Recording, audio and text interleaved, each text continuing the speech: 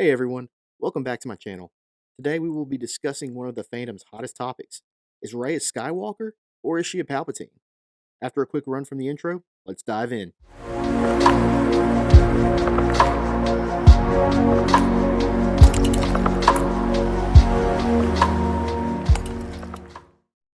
I need you to think back to 2014 when we witnessed the first cinematic trailer for The Force Awakens. The knee-jerk questions people had were geared towards the lineage of our new heroes, Finn and Rey. Lineage is such an easy plotline to exploit because people are obsessed with connections.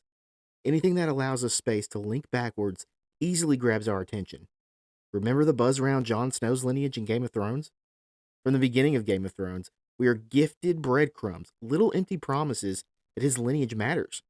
During the final reveal in the season 6 finale, the revelation felt like a detonation. In comparison to Luke, Rey met the same devastating news of her lineage with extreme grief and confusion. This bright eyed girl, whom we met at the very optimistic and most hopeful point in her life, collided with the truth as if it were a brick wall.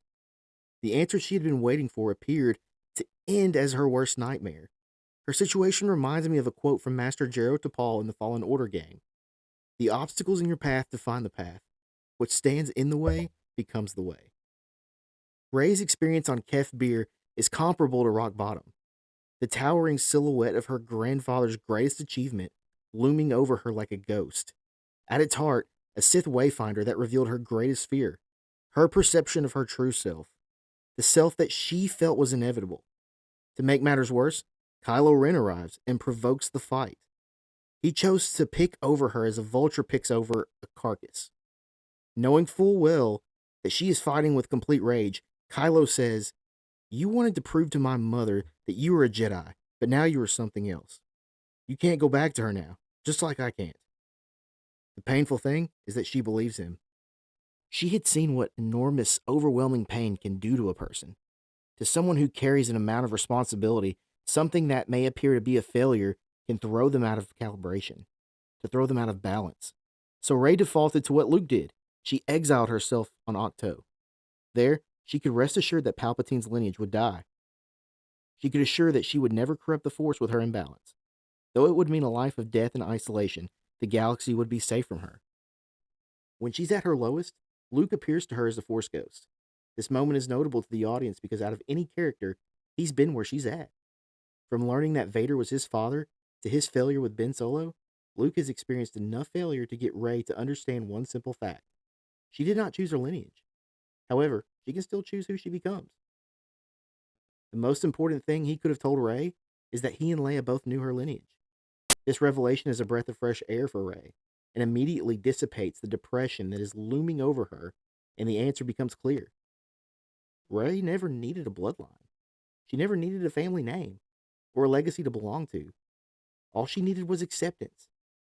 The crazy thing about receiving what we need is that it's often on the other side of our greatest obstacle.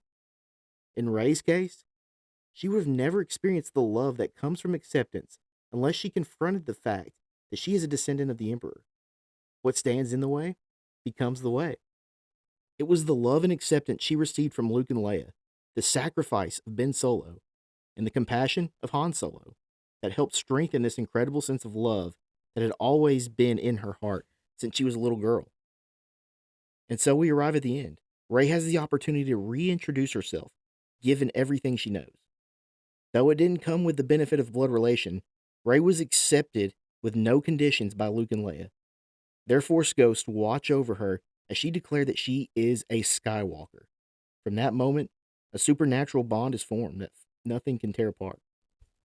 Before I close, I'd like to say one final thing. I come from a blended family. My siblings are biologically my half siblings, and my dad is legally their stepdad. However, it was my dad who attended every game. My dad who kept his arms wide open and gave them unlimited emotional access.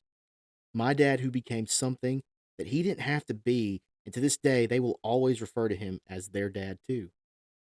Though I'm my dad's oldest and only biological child, I consider myself his youngest of 3 children.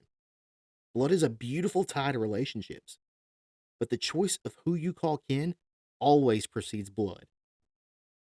Those listening who don't like the idea of Rey Skywalker, or who believe that this ruined her and the franchise completely, here's an opportunity to see the value of this kind of adoption. Acceptance flows through the conduit of choice, choosing love, choosing to belong, choosing family. Let the Skywalker family, their successes, failures, and everything in between, be a mirror that helps you examine your own family. Our families aren't perfect, but it's the choice to see and nurture the good in our families that helps shine a light for future generations. Thanks again for tuning in. If you like what you hear, please leave a like and subscribe. And remember, the Force will be with you always.